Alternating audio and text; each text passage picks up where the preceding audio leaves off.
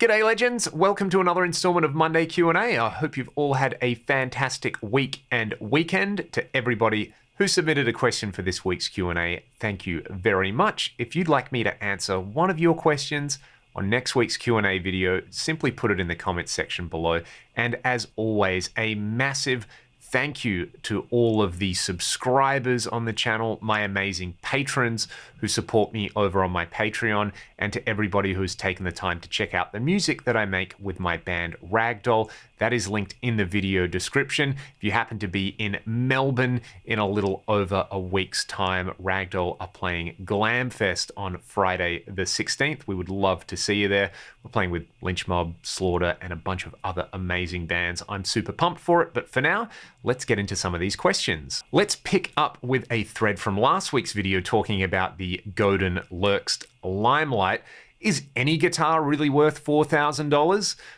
You can try to look at this objectively and say, well, you could probably put together a Warmoth parts caster with similar specs, take it to a great tech, get it plecked, get a really nice fret job on it, and get it set up exactly the way that you like it for maybe around half the price. But for something that is tied to a signature artist or is tied to nostalgia, like the old Hentor Sportscaster, a lot of people's first impression of Rush would have been that Limelight music video, and they would have seen that guitar Alex was playing, and it's attached to them in a way that maybe a guitar they build from parts isn't. They're all factors in there. And of course, a guitar that's manufactured in North America, probably the biggest component of the cost involved is going to be labor. So you need to factor all those things in there.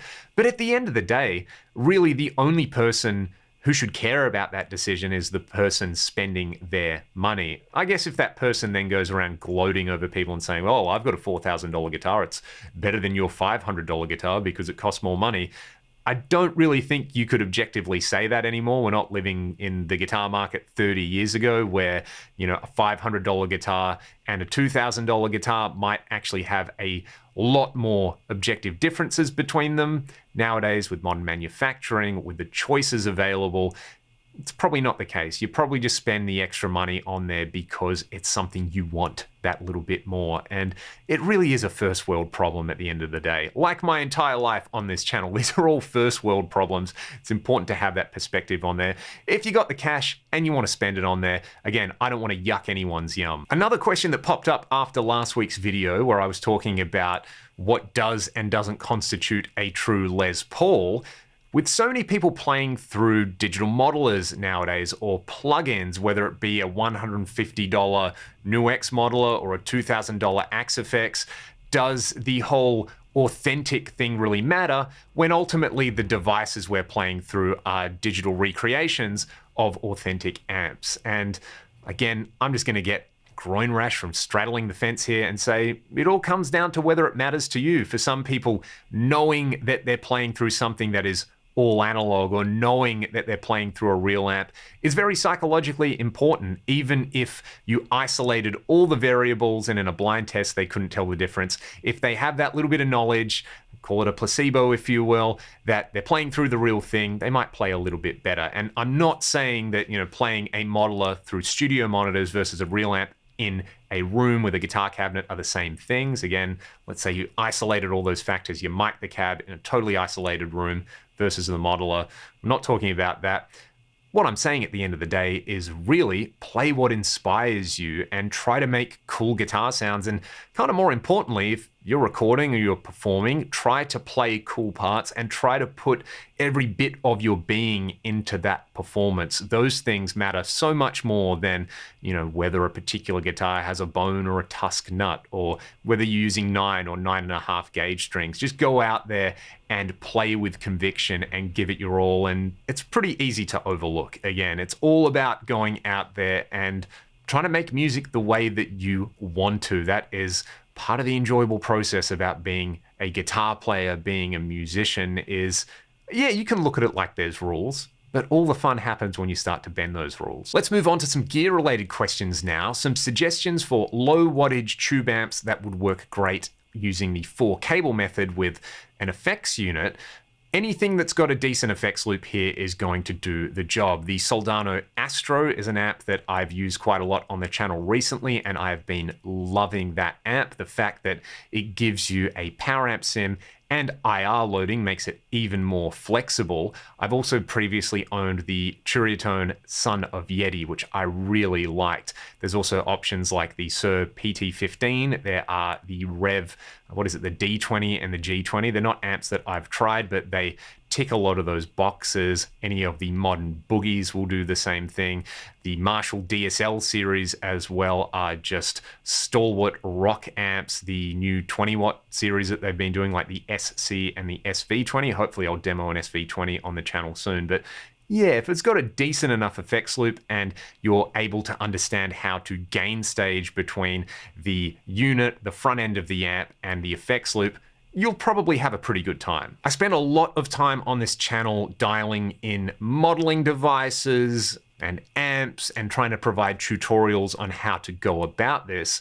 One thing that consistently pops up on just about every video, let's say I make an Axe FX preset and I share it, I'm definitely going to get messages saying, hey Leon, I did everything exactly the same as you. I'm playing a guitar with similar specs, with similar pickups. Why doesn't it sound the same? The biggest factor in this equation is you and me. I've had people send me their DIs of them playing where you would think, hey, this person's playing a higher output bridge humbucker on a Super Strat. This should sound a lot meatier and gainier than me playing a PAF style pickup on a PRS. And when you listen to them, the clip that I've got has a lot more gain than the other person's. This is something that I was going back and forth with someone on the Fractal forum recently. And so much of the initial input sound comes down to how you play and how your guitars are set up. You know, if you're playing with a slightly softer attack, if you're using a thinner or thicker pick made of a different material, if you're using a different string that's either a different gauge or a different material, or it's coated or it's not coated, if the pickup height is slightly different, all of these things are going to play into that. And I want to stress again with my tutorials, I don't want you to go out and try to recreate the exact sound that I'm using. They are meant to serve as a starting point and a guideline for you to dial in a sound that you like. So if you need more gain or you need less gain or you need to tweak the EQ slightly differently, go and do it. It's your sound at the end of the day that you're trying to create. You're trying to make yourself happy, and hopefully I can just provide these broad strokes that show you maybe where you want to start when it comes to actualizing the sound in your head. And I know I'm going to get loads more questions in the future, so I might just point them to this particular video. If you'd like to see a video comparing, say, reamping different DIs from different players through the same preset, that might be a pretty fun little video. And I won't say it would put this to bed forever, because people will still ask, but it might be a nice resource to say, hey, if you're having some trouble, try this. Honestly, a lot of the time it just comes down to turn the gain up higher. What's wrong with that? I showed a few of my Les Paul style guitars on last week's video. Definitely go and check that one out if you want to hear the question, is this a Les Paul, about 100 times. But I was asked whether I would do a comparison between all the single cuts that I've got here. I did one a while ago and I went back and watched it, and it was very early on in the game of me playing YouTube, and you know, it was just me playing a couple of riffs through a few different guitars. I did the video very quickly and there wasn't a lot of thought put into the process there. So I would like to revisit that, but most importantly, I'd love to know from all of you, when you're evaluating a single cut or a Les Paul style guitar, what do you look for? It's really easy to just kind of bash through crunch tones and clean sounds, but what particular features of that twin humbucker, you know, twin volume and tone control setup do you look for? Do you like having individual volume and tone per pickup? Do you like having master volume and tone per pickup? Is how the guitar cleans up important to you? Are the overall thoughts on like the fret access and things like that important to you? The neck profile, let me know, because it would be really fun just to get a bunch of these guitars out and let you hear the similarities and the differences between them. This one comes from a friend of the channel, Bob. What coffee do I like to drink? Where do I buy my beans? And basically, what powers the Leon Todd video schedule? This is my daily driver. This is in a big 1 kilo bag here. Shout out to Stay Grounded Coffee Roasters in June Joondalup here in Perth, Western Australia.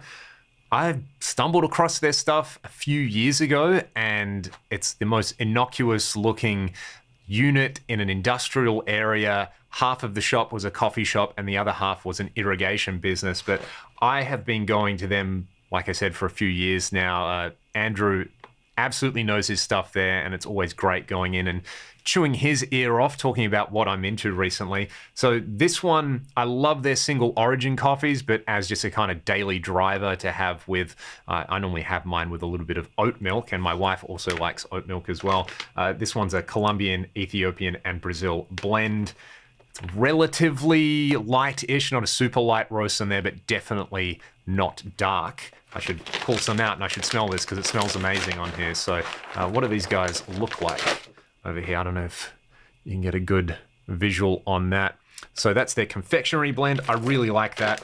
I'm a 1 coffee a day person. I have a Gaggia Classic and a Niche Zero grinder, which is an amazing little setup for home, you know, basically making a coffee for myself and for my wife in the morning. Another one, this is more her kind of bag. This one is from the US. This one from Addison Coffee Roasters. This is a Texas pecan or pecan, depending on where you're from. Australians would probably say pecan, but my wife is from Texas, so I say pecan as well.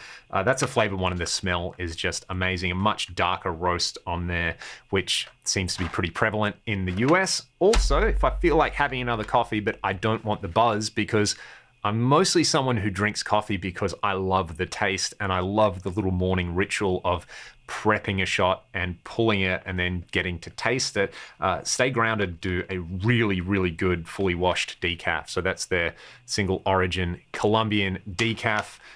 Really, really nice over some vanilla ice cream as a dessert if you want an affogato and you want to be super lush on there. Basically every other time I go to Stay Grounded as well, I'll maybe get a small bag of their Ethiopian limu.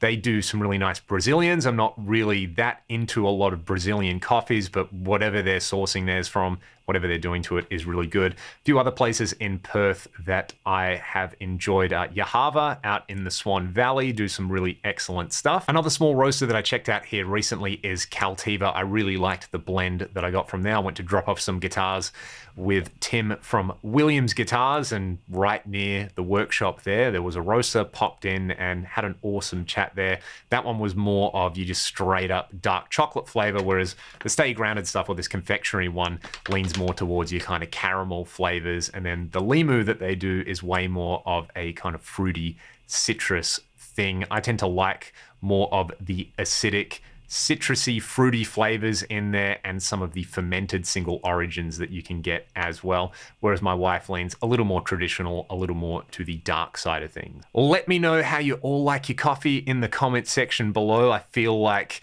as much as I'm into guitar sounds and obscure bits of guitar equipment, I'm slowly getting into that realm of coffee as well. And there's so many great coffee channels on YouTube as well that you can check out. I think we probably all know the big ones, but if you've got a particular coffee YouTuber that you like that I should check out, let me know in the comment section below. And again, let me know how you like your magic bean juice. One last one for today's video, some career advice that I could give someone who wants to get into the world of playing in bands and gigging. Look, if you're a guitar player, 2 skills that you can develop, which will be invaluable and will really help you get work. 1, learn to play bass. 2, learn to sing. If you can do both of those things, you'll never be out of work. If it comes down to a choice between a guitar player who's a really good guitar player and then a guitar player who's maybe not as good a guitar player, but they're a pretty decent singer, most people will go for the second option there. Furthermore, if you're handy on the bass guitar and you can actually play bass like a bass player, which isn't just doing exactly what you do on guitar on a bass, there's a bunch of different nuances and techniques in there. If you can kind of get through an entire rock set list or jazz or funk, whatever you're doing on the bass, and be relatively reliable and play in the pocket, then that opens up a whole lot of opportunities. And it feels weird saying, hey, what are the best things to work on as a guitar player? Go and do these other things. But in a band setting, musicianship always comes to the fore. So that ability to be flexible and to play with other musicians, that's just a skill that if you do it a lot, you will develop. And if you put the resources into the right places, being able to play 30-second notes at 150 BPM probably isn't as important as being able to sing a harmony in a band setting or to be able to pick up a bass for a gig and get through a set of rock covers. You know, these are things that I can't do, so maybe I'm just kind of highlighting the deficiencies that I see in my own playing. But let me know any career advice you've had over the years and whether it's been awesome or whether it's been totally stupid. That's it for this week's video. Thanks so much for tuning in. I massively appreciate all the support you give me by subscribing and liking the videos. And again, another massive shout out to all my amazing patrons, and hopefully I'll see some of you in Melbourne in a little over a week. Take it easy, and I'll see you next time.